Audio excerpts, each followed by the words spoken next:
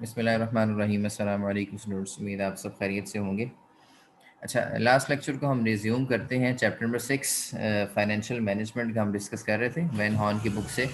इसमें हमने date to equity ratio को स्टडी कर लिया था और इसके बाद जो है हम डेट टू ये जो डेट और टोटल एसेट्स को जो है हम वो डिस्कस करने लगे, बल्कि वो भी हमने डिस्कस कर लिया था। इसको पॉइंट 47 इसका आंसर आया था। इसका मतलब ये था कि कंपनी के जो है 47% जो एसेट्स हैं वो डेट से पैसा लेकर जो है डेट के ज़रिए से जो है वो इन्वेस्टमेंट की गई है। यानी कि 47% जो एसेट्स हैं उन वो जो आपने ख़रीदे हैं वो लोन लेके ख़रीदे हुए हैं, आसान अल्फाज में। उसके बाद नेक्स्ट हम पढ़ते हैं जी, total debt to total capitalization. ठीक है, टोटल कैपिटलाइजेशन से मुराद क्या है यहाँ पे? आपको बैलेंस शीट टोटल डेट तो आपको क्लियर है, करंट एसेट और करंट लायबिलिटीज। ठीक है, और टोटल कैपिटलाइजेशन इसको हमने टोटल कर लेना बैलेंस शीट को। ठीक है, ये आपको मैं दिखाता हूँ जी।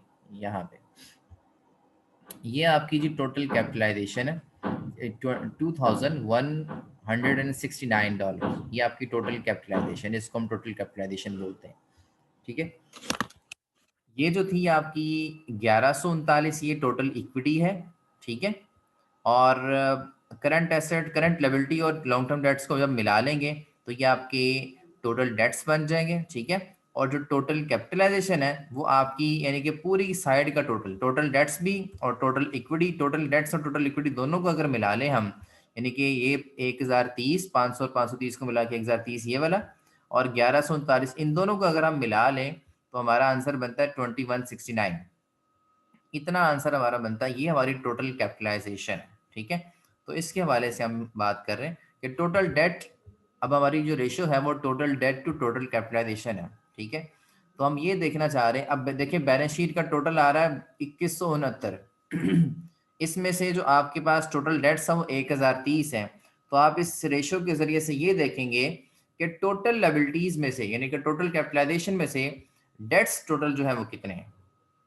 ठीक है, यहाँ से आपको कैपिटल स्ट्रक्चर का जो है बेसिकली अंदाजा होगा, कैपिटल स्ट्रक्चर क्लियर भी होगा कि इस रेशियो के आंसर से हम जो है वो अंदाजा लगाएंगे। ये जी आपकी total debt to total capitalisation है। अब यहाँ पे देखें टोटल डेट्स आपके पास करंट लायबिलिटीज और करंट लॉन्ग टर्म लायबिलिटीज को मिलाया तो 1030 बन गए डॉलर्स, और टोटल कैपिटलाइजेशन आपकी कितनी है जी? 1669। ठीक है, टोटल आपकी कैपिटलाइजेशन बनती है। इसमें बेसिकली जो है ना उसने जो करंट का पोर्शन है ना, ठीक है, उसको निकाला है। करंट का पोर्शन, करंट लायबिलिटीज का जो पोर्शन है उसको उसने निकाल दिया। वो चल के देखते हैं यहाँ से कितना बनता था बेसिकली। करंट लायबिलिटीज का जो पोर्शन है ये देखिए, ये नीचे आ गया जी। ये आपकी टोटल 2169 था। ठीक है, इसमें जो करंट लायबिलिटीज है ना, अगर ये आप निकाल दें, ठीक है, ये जो करंट लायबिलिटीज है, क्योंकि ये शॉर्ट टर्म है। ठीक है, कैपिटलाइजेशन होती है बेसिकली लॉन्ग टर्म। कैपिटलाइजेशन दो तरीकों से हो सकती है। एक आपकी होती है जी ये लॉन्ग टर्म डेट्स, इसको ले लेंगे हम, और आपकी जो है टोटल शेयर होल्डर्स इक्विटी जो है उसको ले लेंगे हम, यानी कि 530 और 1139 ये जो लॉन्ग टर्म में है। ठीक है, आपको मैंने बताया था कि दो ही सोर्सेज होते हैं फाइनेंसिंग के। ठीक है, एक होता है शेयर्स और एक होता है जी लॉन्ग टर्म डेट्स, या आप डिबेंचर की बात कर लेते हैं। तो यही, इसी को हम कैपिटलाइजेशन कहते हैं। ठीक है, यही हमारा टोटल सरमाया है। ये जो 500 रुपये आपको करंट लायबिलिटीज का नजर आ रहा है, ये तो आपका शॉर्ट टर्म लायबिलिटीज है ना, जो विद इन ईयर आपने अदा कर देनी। ठीक है, ये कैपिटलाइजेशन में शुमार नहीं होंगी। ठीक है, टोटल कैपिटलाइजेशन में इस साइड पे आपकी जितनी जो लॉन्ग टर्म चीजें हैं ना, जैसे कि डेट्स के वाले से लॉन्ग टर्म चीजें आ जाएंगी, और जो मतलब जो डेट्स के जरिए आपने लॉन्ग टर्म पैसा लिया हुआ है और जो शेयर्स के जरिए से आपने लॉन्ग टर्म पैसा लिया हुआ है, इन दोनों को मिला लेंगे। 530 को और 1139 को अगर आप मिलाएं तो ये मेरे ख्याल में आपके पास बनती है कोई 1669 बन जाता है। ठीक है, तो ये आपकी टोटल कैपिटलाइजेशन है जिसमें हम लॉन्ग टर्म डेट ले लेंगे और अपनी टोटल शेयर होल्डर्स इक्विटी को ले लेंगे। इसका आंसर हम डिवाइड में लिखेंगे और ऊपर लिखेंगे हम अपने टोटल डेट्स। ठीक है, तो यहाँ से इसका आंसर देखते हैं जी कितना निकला जी। ये टोटल डेट्स आपके पास 1030 से और टोटल कैपिटलाइजेशन आपके पास जो है 1669 की है। ठीक है, तो यहाँ से हमें पता लगेगा कि आपके जो डेट्स हैं, ठीक है, वो कितने परसेंट है टोटल कैपिटलाइजेशन का। ठीक है, टोटल कैपिटलाइजेशन में हमारी लॉन्ग टर्म डेट भी आ जाएंगे। इन टोटल कैपिटलाइजेशन का अगर आप फॉर्मूला लिखना चाहें अपने पास, तो ये लॉन्ग टर्म डेट्स आ जाएंगे, जैसे ऊपर भी लिखा हुआ लॉन्ग टर्म डेट्स है, और प्लस इक्विटी। इक्विटी को और लॉन्ग टर्म डेट्स को, इसमें सिर्फ करंट नहीं आपने मिलाने, बाकी सारी साइड जो है बैलेंस शीट वाली मिलेगी, इसके अंदर आ जाएगी टोटल कैपिटलाइजेशन में, लेकिन सिर्फ करंट नहीं आएंगे। जो कि शॉर्ट टर्म है उसको निकाल देंगे, जो लॉन्ग टर्म इक्विटी की बात कर लें, लॉन्ग टर्म डेट्स की बात कर लें, ये सारे की सारी आपकी कैपिटलाइजेशन टोटल कहलाती है। ये टोटल कैपिटलाइजेशन यहाँ पे आ जाएगी, और ऊपर हमने रखा टोटल डेट्स। अब यहाँ से हमें पता क्या लगी, इंटरप्रिटेशन इसकी क्या है, ये हमें क्या बता रही है, ये रेशो में ये बता रही है कि हमारे टोटल कैपिटलाइजेशन के मुकाबले में जो हमारे टोटल डेट्स है वो कितने परसेंट है। ठीक है, यानी कि 0.62 इसका आंसर आया। इसका मतलब क्या है कि आपके टोटल कैपिटलाइजेशन में से जो आपके डेट्स हैं वो 0.62 यानी कि 62% आपके डेट्स हैं, टोटल डेट्स। ठीक है, टोटल कैपिटलाइजेशन में से अगर हम देखना चाहें आपके जो डेट्स हैं सिर्फ वो कितने हैं, वो आपके 62% है। इसका मतलब आपकी जो इक्विटी है, ठीक है, वो आपकी इक्विटी कितनी है जी, वो आपकी इक्विटी जो है वो उसकी बकिया होगी, इसका जितना पोर्शन निकाल लें आप। ठीक है, बकिया पोर्शन इसका कितना निकलता है आपका, वो मेरे ख्याल में ये निकल जाएगा को 38% के करीब। ठीक है, बकिया जो है वो इक्विटी है। टोटल डेट्स, अब यहाँ पे आपने करंट डेट, करंट लायबिलिटीज, और टोटल डेट्स का फॉर्मूला होता है जी current liabilities plus long term liabilities. तो इनको आपने देखा, टोटल डेट्स आपकी टोटल कैपिटलाइजेशन का कितने परसेंट बनते हैं, वो 62% बनते हैं। ठीक है, इससे हमें ये रेशो से पता लग रहा है। अब हर कंपनी का जब भी आप एनालिसिस करेंगे, तो ये रेशियोज आप उसकी फाइंड आउट करेंगे, तब भी आपको कंपनी का एनालिसिस होगा हर तरीके से। There are more than 327 ratios in accounting. ठीक है, लेकिन हम इसमें जो इंपॉर्टेंट रेशियोज है जो हमारे से मुतल्लिक हैं, हम उनके ऊपर बात करेंगे। अगर हम कंपनी में इन्वेस्टमेंट करना चाह रहे हैं, तो हम इन्वेस्टमेंट पॉइंट ऑफ व्यू से जो रेशियोज इंपॉर्टेंट है हम उनके ऊपर जो है वो फोकस करेंगे। ठीक है, shows relative importance of long term debt to the long term financing of the firm. ठीक है, ये बेसिकली जो है आपकी इंपॉर्टेंस, रिलेटिव इंपॉर्टेंस शो कर रही है कि लॉन्ग टर्म डेट्स जो हैं, यानी कि जो लॉन्ग टर्म डेट्स, और हमें यहाँ पे जो है टोटल फाइनेंसिंग जो है, लॉन्ग टर्म फाइनेंसिंग जो है, उसकी इंपॉर्टेंस को यहाँ पे शो किया जा रहा है कि जो टोटल डेट्स हैं कंपनी के, वो कितने फीसद हैं टोटल कैपिटलाइजेशन का। ठीक है, यहाँ से हमें पता लग गया कि टोटल डेट्स जो है वो कंपनी की टोटल कैपिटलाइजेशन का 62% है। इंडस्ट्री एवरेजेस देख लें इसकी, बीडब्ल्यू स्टॉक की 0.62 है, और इंडस्ट्री में आपकी 0.60 है, यानी कि इसकी इंडस्ट्री से ज़्यादा है। ठीक है, और यहाँ पे जो है इंडस्ट्री से यहाँ भी ज़्यादा है, और यहाँ भी इंडस्ट्री से ज़्यादा है। BW has a average long term debt utilisation relative to industry average. अब ज़्यादा होने का मतलब क्या है कि इंडस्ट्री में जो है वो टोटल डेट्स जो है वो कम आ रहे हैं। ठीक है, लेकिन बीडब्ल्यू स्टॉक के जो है वो डेट्स ज़्यादा आ रहे हैं। ठीक है, इसका मतलब ये हमें एक कोई पॉजिटिव सिग्नल नहीं दे रही चीज़। ठीक है, होना क्या चाहिए, इंडस्ट्री के आसपास हो, या जो है हमें उसके करीब करीब रहना चाहिए। उससे ज़्यादा होगा, तो ज़्यादा होने का मतलब ये है कि हमारे पास डेट्स ज़्यादा है, टोटल कैपिटलाइजेशन के मुकाबले में हमारे डेट्स ज़्यादा हैं, तो डेट्स को मिनिमाइज होना चाहिए। ठीक है, इक्विटी पोर्शन को ज़्यादा होना चाहिए। डेट्स ज़्यादा होंगे तभी आंसर जो है आपका ये ज़्यादा आएगा, 0.68 7.70 तक पहुंच जाएगा। जितने डेट्स ज़्यादा होंगे उतना आंसर ज़्यादा आएगा, जितने डेट्स कम होंगे, ठीक है, उतना ही आंसर आपका जो है वो यहाँ पे कम आएगा आंसर। उसके बाद इंटरेस्ट कवरेज रेशो। ठीक है, इंटरेस्ट कवरेज, ये कवरेज रेशोज आ गई हैं। ठीक है, पहले आपकी जो रेशोज थी वो आपकी लिवरेज रेशोज थी। ठीक है, मैं थोड़ा सा आपको रिव्यू करवा देता हूँ कि हमने भी जो जो रेशियोज पढ़ी हैं वो कौन सी हैं। सबसे पहले लिक्विडिटी रेशियोज हमने पढ़ी थी, जिसमें से हमने दो पढ़ी है, करंट एसेट और करंट रेशियो, और दूसरी है जी एसेट टेस्ट या क्विक रेशियो। ये दो रेशियोज हमने इसके अंदर पढ़ी है लिक्विडिटी रेशियोज में। उसके बाद हमने स्टार्ट किया जी फाइनेंशियल लीवरेज रेशियोज को। ठीक है, फाइनेंशियल लीवरेज रेशियोज में हमने जो है वो तीन पढ़ी है, एक डेट टू इक्विटी पढ़ी है। ठीक है, लीवरेज से मुराद लोन है। ठीक है, जिन रेशियोज में लोन की बात हो रही है, लॉन्ग टर्म डेट्स की बात हो रही है, ये वो वाली रेशियोज है सारी। तो डेट टू इक्विटी रेशियो पढ़ी इसके अंदर। उसके बाद हमने इसमें debt to total assets ratio पढ़ी है। ठीक है, और तीसरी हमें पढ़ी है जी total debt to total capitalization पढ़ी है हमने इसमें। ठीक है, यानी कि तीनों में डेट्स की ही बात हो रही है। लिवरेज का मतलब ही लोन होता है, ये लिवरेज वाली रेशियो, डेट वाली रेशियोज है। ठीक है, उसके बाद हम अब आगे जी कवरेज रेशो पे, ये हेड्स बने हुए और हेड्स के अंदर आगे रेशोज है। कवरेज जैसे मुराद क्या है, इंटरेस्ट कवरेज जैसे बहुत इंपॉर्टेंट है। इंटरेस्ट कवरेज रेशियो का मतलब ये होता है जी कि हम इसमें ये देखना चाह रहे होते हैं कि क्या फर्म की इतनी एबिलिटी है, क्या फर्म के पास इतनी अर्निंग है कि वो उसके ज़रिए से अपने जो लॉन्ग टर्म डेट्स जिनसे लिया हुआ है, ठीक है, ये जिनको डिबेंचर्स इशू किए हुए हैं, जिनको बॉन्ड्स इशू किए हैं, क्या उनको इंटरेस्ट पे कर दे? क्या कंपनी के पास इतनी एबिलिटी है कि उसका प्रॉफिट इतना है कि उस प्रॉफिट में से आसानी जो है वो इंटरेस्ट अदा कर दे? अब यहाँ पे आप देखें जी, earning before interest and tax, EBIT से मुराद है अर्निंग बिफोर इंटरेस्ट और टैक्स को माइनस करने से पहले जो अर्निंग वो आ जाएगी, और नीचे आ जाएगा इंटरेस्ट चार्जेस, ठीक है। तो अर्निंग आपके पास आ रही 210 की, और इंटरेस्ट जो आपने सालाना अदा करना है वो 59 का फॉर एग्जाम्पल, ठीक है। बास्केट वाटर का जो इंटरेस्ट है सालाना वो $59 का है, और बास्केट वाटर्स ने इस साल जो अर्निंग अर्न की है, जो प्रॉफिट कमाया वो 210 का। अब आप खुद देख सकते हैं आंसर कितना आ रहा है जी, 3.56, यानी कि हम यूं कह सकते हैं कि बास्केट वाटर की अर्निंग 210 है, और बास्केट वाटर जो है वो 3 दफ़ा से भी ज़्यादा बार जो है वो इंटरेस्ट पे करने की अहलियत रखती है, ठीक है। और ये एक पॉजिटिव सिग्नल है, पॉजिटिव चीज़ है कि कंपनी की अर्निंग इतनी है कि वो उससे एक बार की बजाय बल्कि 3 दफ़ा भी अगर उसको पे करना पड़े ना इतना इंटरेस्ट, तब भी वो अहलियत रखती को इतना इंटरेस्ट अदा कर सकती है, ठीक है।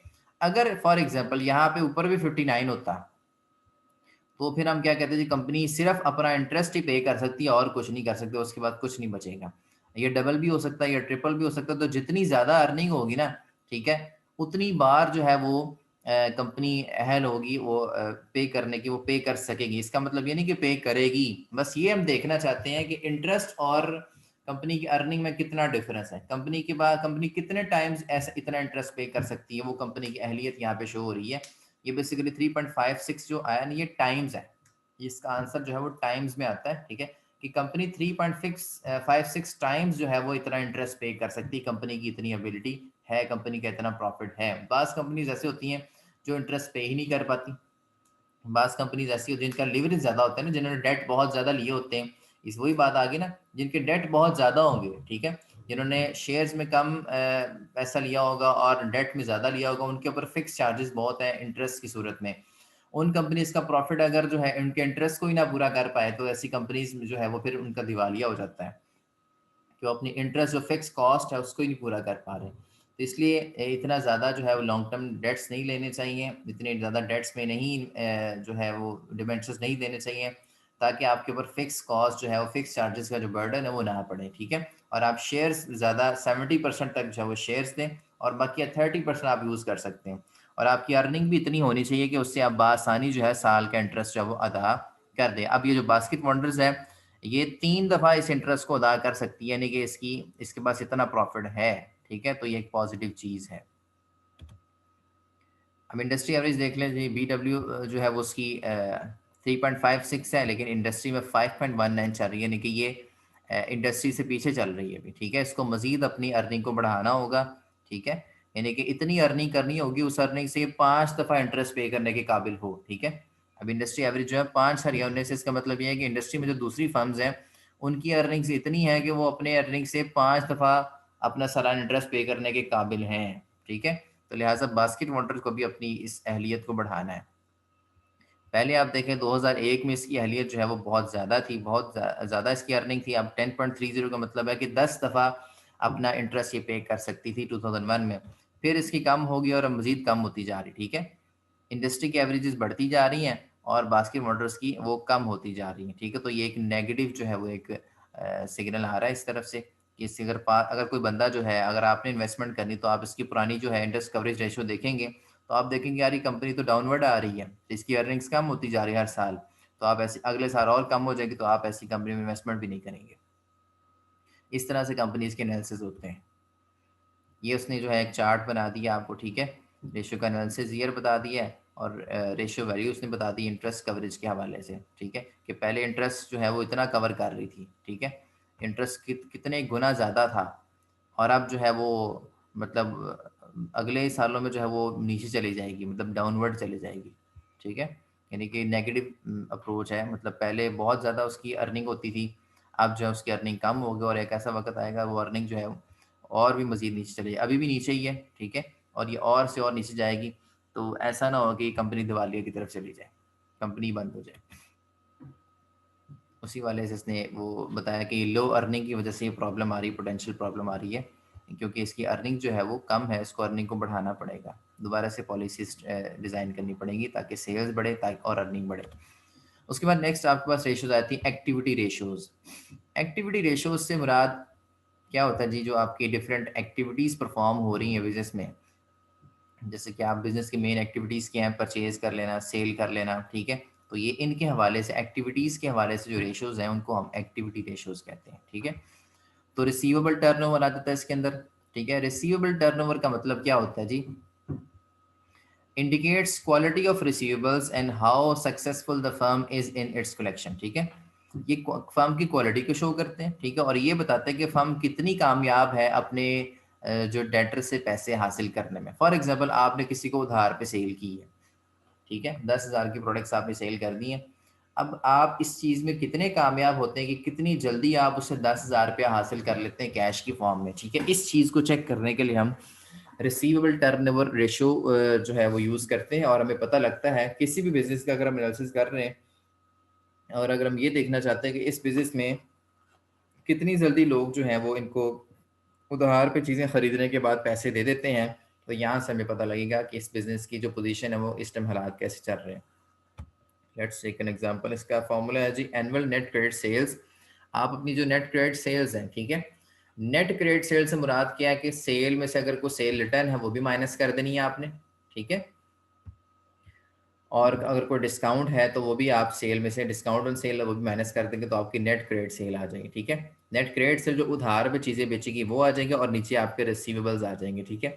रिसीवेबल्स अगर आपको ओपनिंग और क्लोजिंग दोनों दिए हैं तो आप यहाँ पे एवरेज रिसीवेबल्स लिखेंगे, यानी कि ओपनिंग और क्लोजिंग को जमा करके 2 पे डिवाइड करेंगे। अगर आपको सिर्फ एक ही रिसीवेबल्स यानी कि एंडिंग रिसीवेबल्स दिए साल के एंड के बैलेंस शीट में, ठीक है, तो आप जो है वो सिर्फ एंडिंग ही यहाँ पे लिखेंगे, ठीक है। अगर ओपनिंग एंडिंग दोनों दिए तो दोनों की एवरेज ले लेंगे, अगर सिर्फ एंडिंग दिए रिसीवर्स तो फिर यहाँ पे सिर्फ आप एंडिंग ही लिख लेंगे। इस तरीके से आपको अब सेल्स आपने ऊपर रखी है और डेटर्स आपने नीचे रखे हैं, ठीक है। अब ये सेल जो है आपकी सालाना है और ये डेटर्स जो है आपके एंडिंग डेटर्स हैं। अब हमने ये कैलकुलेट किया तो हमारा आंसर आ गया 5.61, ठीक है, 5.61 आंसर आया। यानी कि इसका मतलब क्या हुआ कि कंपनी, अगर हम यूं अज्यूम कर लेंगे कंपनी जो है एक दफ़ा जो है वो 394 की सेल करती है, तो कंपनी ने कितनी बार सेल की है, 5 दफ़ा, 5.6, यानी कि 5.5 दफ़ा कंपनी ने सेल की है, यानी कि 5.5 दफ़ा ये सर्कल घूमा है। 394 की सेल की, ठीक है, उसके बाद फिर डेटर से पैसे आए, फिर सेल की, फिर डेटर से पैसे आ गए, फिर सेल की, फिर डेटर से पैसे आ गए, फिर सेल की, फिर डेटर से पैसे आ गए, फिर सेल की, यानी 5 दफ़ा जो है कंपनी ने इस सर्कल को घुमाया है, ठीक है। इसका ये मतलब है कि डेटर टर्नओवर कितनी दफ़ा जो है वो आपके जो से डेटर्स हैं वो सेल में कन्वर्ट हुए, ठीक है, सेल से डेटर्स बने और डेटर से फिर आपको कैश है कितनी बार, ठीक है। ये 5 दफ़ा ऐसा हुआ है कि आपकी जो टोटल सालाना सेल है, ठीक है, वो 5 दफ़ा जो है हमने डेटर को चीज़ें बेची हैं और फिर जाके इतनी हुई है। सारी बात है, अगली चीज़ तभी बेचेंगे ना जब अब पिछले के पैसे आ जाएंगे। इसका मतलब जो है कंपनी जो है अपनी स्टॉक का अच्छा यूज़ कर रही है, जितनी ये ज़्यादा रेशो होगी, ठीक है, ये अब आप देखें जितनी ज़्यादा रेशो होगी उतना ज़्यादा पॉजिटिव चीज़ है। जितनी बार जो है डेटर्स ये सर्कुलाइज होंगे, ठीक है, जितनी बार आप मज़ीद सेल करेंगे, जितनी जल्दी आपको पैसे आएंगे उतनी जल्दी आप सेल करेंगे, ठीक है। जितनी बार ज़्यादा करेंगे उतना ही ये ज़्यादा बिजनेस के लिए अच्छा है। तो ये क्वालिटी शो करती है रिसीवर्स के, रिसीवर्स से हम कितनी जल्दी कलेक्शन कर रहे हैं।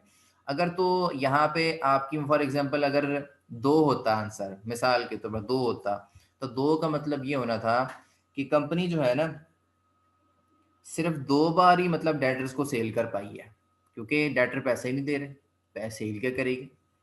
अगर एक होता आंसर तो इसका मतलब होना था कंपनी सिर्फ एक दफ़ा ही सेल कर पाई है, ठीक है, पूरे साल में। तो जितनी बार मतलब सेल कर पाएगी कंपनी, जितनी ये टर्नओवर होगी उतना ज़्यादा कंपनी के लिए अच्छा है कि उतनी बार आपने सेल की डेटर्स को, उतनी बार उनसे पैसा आया है और फिर आपने चीज़ें खरीदी हैं। फिर ये पूरा सर्कल चलता है ना कि जब आपको डेटर से पैसा आता है, आप उसी पैसे से क्या करते हैं, आप उसी पैसे से रॉ मटेरियल खरीदते हैं, फिर उसी पैसे को आप जो है वो वर्किंग प्रोसेस में लगाते हैं, उससे फिनिश गुड तैयार करते हैं, फिनिश गुड को दोबारा फिर सेल करते हैं, दोबारा सेल से डेटर बनते हैं, फिर डेटर से दोबारा कैश आता है, फिर दोबारा आप चीज़ें खरीदते हैं, दोबारा उनको बनाते हैं, दोबारा सेल करते हैं, दोबारा सेल से फिर डेटर बनते हैं, क्रेडिट सेल से, और फिर डेटर से आपको पैसा आता है। ये सर्कल घूमता रहता है इस तरह। तो जब एक दफ़ा पैसे नहीं आएंगे तो सर्कल तो रुक जाएगा। अब इस तरह से ये चीज़ 5 और ये 6 की आपको ये शो कर रहा है कि कंपनी ने अपने इस सर्कल को 5 दफ़ा घुमाया एक साल के अंदर। कंपनी ने 5 दफ़ा घुमा के $2211 की जो है वो सेल की सालाना, ठीक है। तो ये जितनी ज़्यादा होगी इसका मतलब ये है कि उतनी बार ज़्यादा डेटर्स जो है वो अच्छे हैं, डेटर्स अच्छे हैं, उन्होंने 5 दफ़ा पैसे दिए हैं, ठीक है। अगर यही डेटर पैसे ना देते तो कंपनी इतनी सेल कभी ना कर पाती। बात समझ आ रही है ना? कंपनी इतनी सेल इसीलिए कर पाई है कि डेटर्स ने बार-बार पैसे दे दिए हैं, कंपनी ने उसी पैसों को इस्तेमाल करके दोबारा सेल कर दी। फिर पैसे दे दिए, फिर उसी सेल को इस्तेमाल करके दोबारा उसी पैसे को इस्तेमाल करके दोबारा सेल कर दी चीज़ें। अगर डेटर पैसे ही ना देते, तो कंपनी इतनी बार सेल ना कर पाती और कंपनी की सेल 2211 तक पहुँचती ही ना। कंपनी की कोई सेल जो है वो 1000-1200 तक रहती, ठीक है। अगर ये मतलब 2-3 दफ़ा पैसे देते हैं, इन्होंने 5 दफ़ा पैसे दिए हैं, इसका मतलब डेटर जो है वो अच्छे हैं। ये जितनी ज़्यादा होगी उतने ही डेटर मतलब ये इस चीज़ को पॉजिटिव लिया जाएगा, अच्छा समझा जाएगा कि डेटर्स पैसे देने में बहुत अच्छे हैं, क्योंकि डेटर्स पैसे देंगे तो दोबारा हम चीज़ें खरीद के सेल करेंगे ना। तो इसी वजह से हमारी सेल बढ़ती है। पैसा अगर बार बार जल्दी जल्दी आ जाएगा तो दोबारा हम सेल करने के काबिल होंगे, सेल हमारी बढ़ती रहेगी। तो ये जितनी ज़्यादा हो उतनी अच्छी है। उसके बाद average collection period important concept है, इसी से रिलेट करता है, ठीक है। कि अब हमने अगर ये निकालना है कि डेटर कितने दिन बाद हमें पैसे दे देते हैं। अब यहाँ से तो पता लग गया ना, डेटर ने 5 दफ़ा हमें साल में पैसे दिए हैं, ठीक है। 5 दफ़ा हमें साल में पैसे दिए और इसी पैसे को इस्तेमाल करके दोबारा चीज़ें हमने खरीदी और दोबारा बेची। अब अगर हम ये पता करना चाहें कि डेटर ने हमें कितनी देर बाद पैसे दिए हैं साल में, सब पूरे साल में 5 दफ़ा पैसे दिए हैं, कितने-कितने डिफरेंस क्या कितने-कितने दिनों बाद पैसे दिए हैं, ये निकालने के लिए हम देखते हैं जी एवरेज कलेक्शन पीरियड। इस रेशियो का नाम है एवरेज कलेक्शन पीरियड। इसका मकसद क्या होता है जी, average number of days that receivers are outstanding, ठीक है। कितनी देर तक जो है उन्होंने हमें पैसे नहीं दिए, या एक दफ़ा जब पैसे दे दिए तो दूसरी दफ़ा पैसे देने में कितना टाइम लगाया, ठीक है। एक दफ़ा पैसे देने से लेके दूसरी दफ़ा पैसे देने तक कितना टाइम दरमियान में आया है, उस टाइम को हम कैलकुलेट करना चाह रहे हैं। तो पूरे साल में कितने दिन होते हैं, 365 दिन, और हमें ये पता है कि साल में उन्होंने 5 दफ़ा हमें पैसे दिए हैं, ठीक है। तो हम 365 को 5 पे डिवाइड, 5 और ये 6 पे डिवाइड कर देंगे तो हमें पता लग जाएगा, वो दिन आ जाएंगे हमारे पास कि जितने दिन बाद वो पैसे देते थे हमें। यानी कि कंपनी का जो एवरेज कलेक्शन पीरियड है ना वो 65 डेज का है। 65 दिनों के, यानी कंपनी को 65 दिनों बाद डेटर से पैसे आ जाते होते थे नॉर्मली, ठीक है। और फिर कंपनी उनको दोबारा से चीज़ें खरीदती थी और दोबारा से चीज़ें बना के सेल करती थी उधार पे। फिर कंपनी को 65 दिन ही वेट करना पड़ता था और 65 दिन बाद जो है दोबारा से कंपनी को पैसे आ जाते थे। यानी कि 65 के 5 सेट बने, 5 से 6, 5.5 तकरीबन। तो इस तरह से 65 दिनों बाद डेटर्स, ये एक एवरेज कलेक्शन पीरियड है। ये जितना कम होगा ना उतना कंपनी के लिए अच्छा है, ठीक है। ये कम कैसे होगा, जब ये आपकी डेटा टर्नओवर रेशियो ज़्यादा होगी। जब ये ज़्यादा हो जाएगी ना, डिनोमिनेटर में ज़्यादा आ जाएगा तो ये कम होना शुरू हो जाएगा, ठीक है। तो जितने डेज कम होंगे, यानी कि जितनी जल्दी आपको पैसे मिलेंगे ना डेटर से, उतना ही कंपनी के लिए अच्छा होगा। That's all about today's topic. अगर कोई क्वेश्चन है तो आप लोग पूछ सकते हैं। Thank you very much.